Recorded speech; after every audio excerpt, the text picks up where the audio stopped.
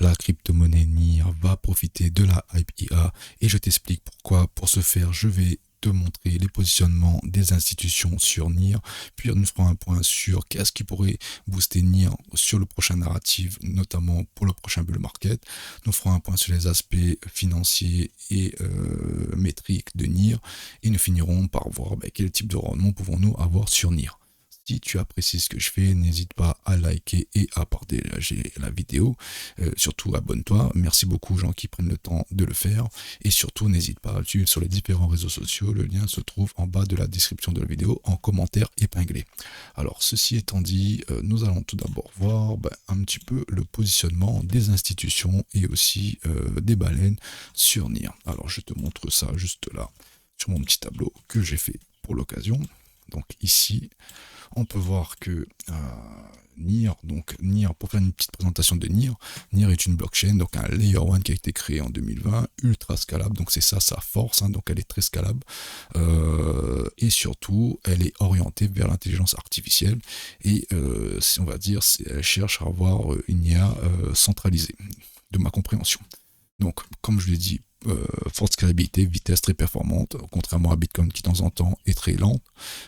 IA native, donc fort focus sur l'intelligence artificielle, notamment avec les agents IA, les inférences, et aussi comment dire, l'aspect privé, c'est-à-dire que il y a des swaps qui se font en mode privé, donc c'est plutôt pas mal. Pourquoi NIR? Pour moi, NIR avec Tao que j'ai analysé récemment, et pour moi, les crypto-monnaies qui vont se servir de la hype IA pour pousser au prochain bull run. Et je t'explique ça maintenant. Donc, tout d'abord, on voit qu'il y a des institutions qui se positionnent sur NIR. Donc, tout d'abord, on peut voir qu'il y a Grayscale. Donc, Grayscale, c'est un trust. Donc, avant que ETH pardon, ou BTC, je suis pas sûr, mais ETH sûr, avant que ETH devienne un ETF, mais il y avait tout d'abord un trust. Donc, un trust, c'est, on va dire, grosso modo, un ETF, mais qui n'en est pas vraiment un, mais qui permet d'investir sur une crypto-monnaie, un token, via des hedge funds. Donc voilà, donc Grayscale, c'est un peu le rôle qu'elle joue là ici. Donc là, on peut voir que NIR a à peu près 1 million d'actifs sous management, sous Grayscale, et quand NIR est monté à un peu plus que le prix d'aujourd'hui, on peut, ce chiffre-là, évidemment, a augmenté également. Donc ça, c'est plutôt pas mal. Donc ça veut dire qu'il y a des hedge funds qui croient en NIR et qui s'y positionnent dessus. Ils font même du holding, comme on peut voir ici. Holding, plus possibilité de conversion en ETF. Donc c'est ce que nous avons dit juste là. Bitwise pourrait être intéressé pour créer un ETF spot, des whales institutionnels qui se sont positionnés flux positif en spot et dérivés, et nous avons NIR Protocol, donc on va dire la maison mère NIR aussi, qui ont pas mal de NIR, on va dire, qui rachètent un petit peu des NIR. Donc voilà, donc un petit peu le positionnement des institutions sur NIR. Maintenant, si on regarde un petit peu le mouvement des baleines, donc les baleines pour moi c'est les gros acheteurs, institutionnels ou pas, la plupart du temps, quand je dis baleine, c'est pas institutionnel, c'est plutôt des retail ou des entreprises particulières qui essayent d'acheter du NIR tout simplement. Donc là on peut voir que en spot et en dérivé, en ce moment on est en accumulation, donc ordre moyen élevé, donc variable, soutien du rebond. Pareil, c'est des wallets anonymes, donc flux assez modéré. NIR, pareil, donc là, des participants à NIR, donc ceux qui ont acheté NIR au tout départ, donc continuent à avoir des volumes élevés, donc sont des holders, backholders, et aussi des fonds institutionnels comme nous avons vu juste auparavant. Donc ça, pour le coup, pour NIR, c'est plutôt positif, surtout que là, au jour d'aujourd'hui, on est dans un bear market, et aussi il est à noter que NIR, ici, sur cette jambe haussière ici, a eu ce qu'on peut dire un call de Arthur Hayes. Donc là ici Arthur Hayes a dit qu'il avait beaucoup de NIR ici et que voilà, pour lui c'était que NIR allait partir to the moon. Bon, finalement on a appris qu'une fois qu'on est arrivé jusqu'ici, donc NIR est passé de 87 centimes à allez, 3 dollars. Une fois qu'on a fait ce mouvement là, bizarrement Arthur Hayes dit que il a vendu l'ensemble de ses NIR Et bah voilà, et puis bah il avait des hypes aussi, il me semble, hein, de hyper liquide, et bah voilà, ici bah une petite bulle qui est en train de se dégonfler gentiment. Bref, tout ça pour dire que Nier, il y a beaucoup de gens qui y croient, et il suffit qu'il y a quelqu'un qui prenne la parole pour dire que lui aussi croit en Nier, et le marché est prêt à partir dans l'autre sens. Donc ça c'est plutôt positif, mais en même temps, ça permet aux personnes qui ont un peu d'intérêt du public de scammer un peu entre guillemets le token. Donc ça c'est pas top, on va dire entre guillemets. Mais en tout cas c'est pas parti en méga bulle, mais on peut voir aussi également que ici sur les volumes, il y a eu énormément de volumes qui ont été générés suite à l'annonce de Arthur Hayes qui a pensé, enfin qui possédait des tokens. Donc là ici il y a eu énormément de volumes. La dernière fois qu'on a eu ça, c'était ici Nira est parti vers le haut. Donc là, pour moi, je pense qu'il y a pas mal d'investisseurs ici qui sont coincés. Donc là, à la prochaine jambe haussière, il faudra faire très attention, le prix pourrait dévisser un peu plus. Surtout que là, en ce moment, on est dans un contexte de bear market, donc il n'y a pas du tout de stablecoins qui sont imprimés. Et surtout, entre ici 2024 et 2026, NIR, la tokenomique, il me semble, a augmenté, a fait x2. Il me semble. Non, j'ai pas la data ici, mais il me semble qu'on est passé on était à moitié de 1,3 milliard et on est venu à 1,3 milliard maintenant au jour d'aujourd'hui. Donc il y a eu pas mal de dilution de tokens. Donc voilà, ça c'est un aspect à surveiller. Ensuite, si on regarde, si on regarde ici les aspects un peu financiers de la crypto-monnaie NIR, donc là on peut voir que là, ici les earnings sont négatifs depuis un certain moment. Alors, la bonne nouvelle, c'est que elles sont de moins en moins négatives. Donc là, si on part de novembre 2025 et qu'on part au jour d'aujourd'hui à août 2026, on a divisé par 5 quasiment. C'est bien ça, on était à 5 millions, bah même là on était à 3, allez disons par 4. Par 3 pardon, les earnings négatifs. Donc là, éventuellement, on pourrait s'attendre à ce que NIR dans les prochains mois passe en positif. Ce serait plutôt bien parce que là, pour le coup, ça fait pas mal de temps que les earnings sont négatifs et ça, pour une entreprise, c'est pas top du tout. Donc là, si on pouvait passer en earnings à au moins 0, voire même en positif, ça serait plutôt pas mal. En termes de market cap, on peut voir que ça stagne un peu comme toutes les crypto-monnaies en ce moment, donc s'il n'y a pas de souci.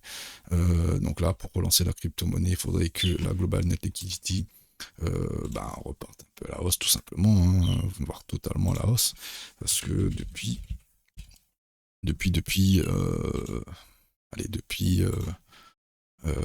ici, depuis 2022, on peut voir que la Global Net Liquidity ne cesse de descendre. Donc là, ce qu'il faudrait, c'est qu'on repart sur ce type de mouvement aussi comme on a eu en 2021 pour le Covid. Tant qu'on n'aura pas ça, les crypto-monnaies, je pense, continueront à stagner ici tranquillement.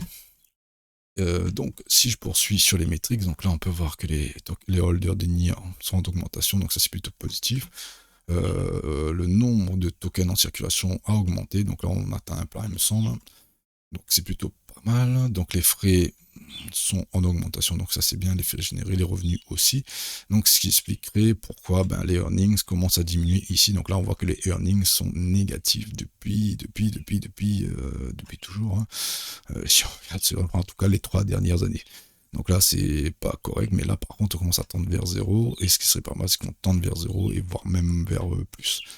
C'est plutôt pas mal. Donc voilà, pour moi, l'utilisation de la blockchain NIR est pour moi assez mitigée au jour d'aujourd'hui, et surtout, on peut voir que le nombre d'utilisateurs a brusquement chuté suite à l'annonce de Arthur Hayes, il me semble, qui n'avait plus de NIR. Donc ça, voilà, ça a causé un gros tort à la blockchain ces derniers temps.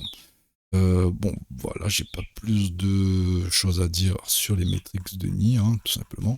Maintenant, si on regarde, qu'est-ce qui pourrait pousser NIR au prochain bull run, tout simplement.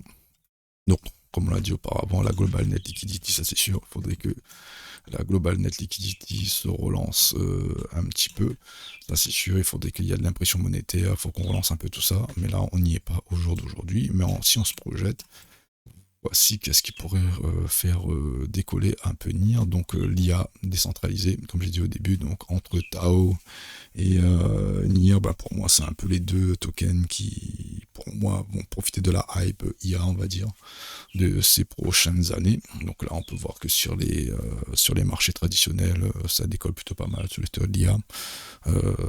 Donc, bah voilà, pour moi, la suite, ça serait que les crypto-monnaies, on va dire, liées à l'IA, bah, ça décolle un petit peu, tout simplement comme c'est en train de le faire au jour d'aujourd'hui, les marchés traditionnels. Alors, qu'est-ce qui pourrait faire décoller NIR? Donc, comme je disais, l'IA décentralisée, Layer 1. Donc, utilité, hype IA, ils ont déjà agent IA, on-chain, NIR IA, donc voilà, ça c'est très fort. Chaîne abstraction, donc c'est near intent, donc c'est les swaps, les trucs privés, les actions privées sur la blockchain NIR, donc ça c'est plutôt pas mal. Tokenomics, donc là on peut voir que l'inflation l'a réduit pas mal. Il me semble qu'il n'y a plus de NIR à libérer, hein, donc ça c'est plutôt positif. Donc il n'y a pas d'offre au max ici, mais c'est pas écrit infini, c'est déjà pas mal. Mais voilà, il me semble que là on a tout libéré à ce jour, il me semble. Donc ça c'est plutôt positif. Contrairement à Tao, on avait vu que Tao, bah, en fait, tout simplement, il y avait pas mal de coins, de tokens Tao à miner encore.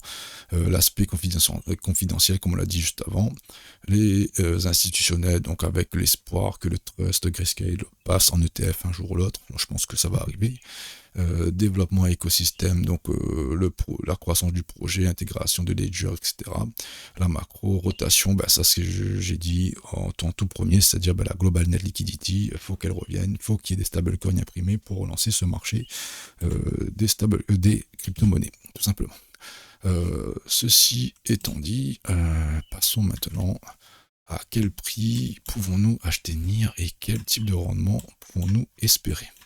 Alors, pour désigner ceci, on va faire de l'analyse graphique.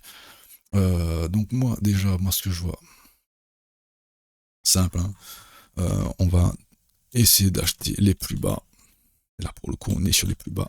Donc là, on a le plus bas de 2023 qui a été tapé. 2024, ça a été tapé.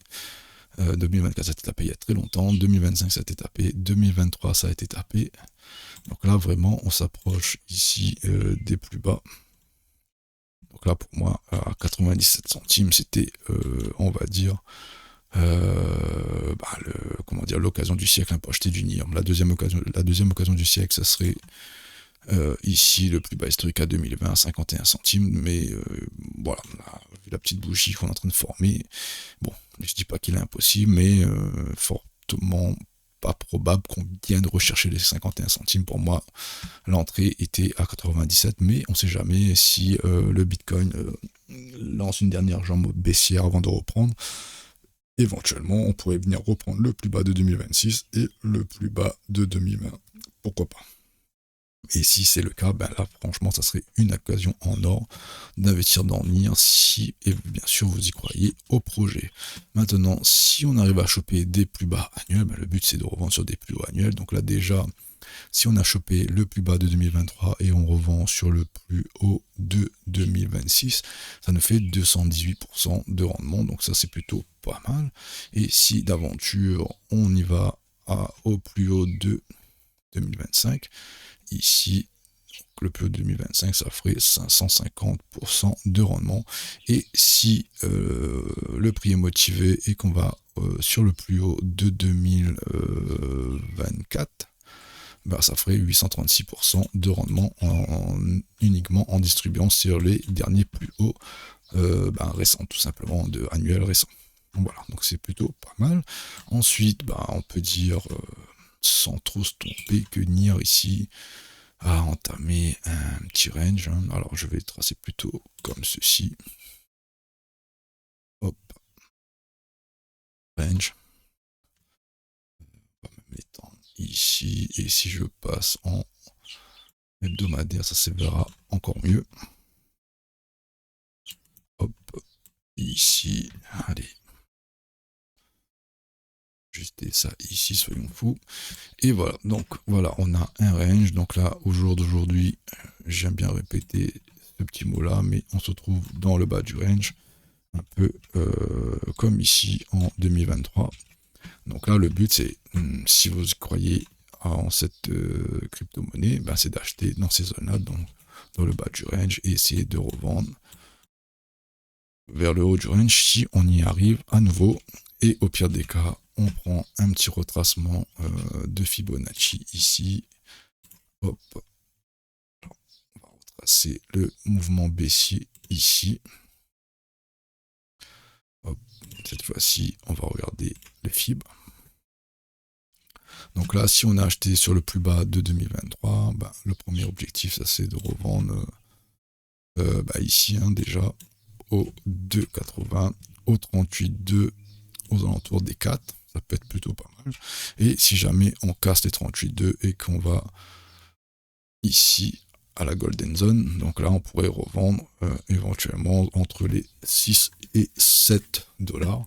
Et pour le coup, ça ferait un petit rendement plutôt sympa de quasiment 600%. Donc voilà, donc alors ça fait beaucoup de si les narratives du bull run se mettent en place, si la Global Net Liquidity recommence à imprimer de l'argent, si la hype y a perdu, ben on pourrait assister à ce genre de mouvement sur NIR. Donc voilà, je suis en train de réfléchir, non, je n'ai pas de choses d'autres à ajouter. J'espère que cela vous a plu, et si c'est le cas, n'hésitez pas à faire péter les likes, et surtout n'hésitez pas à vous abonner. Je vous remercie beaucoup et je vous souhaite une excellente semaine de trading. À la semaine prochaine, ciao, bye.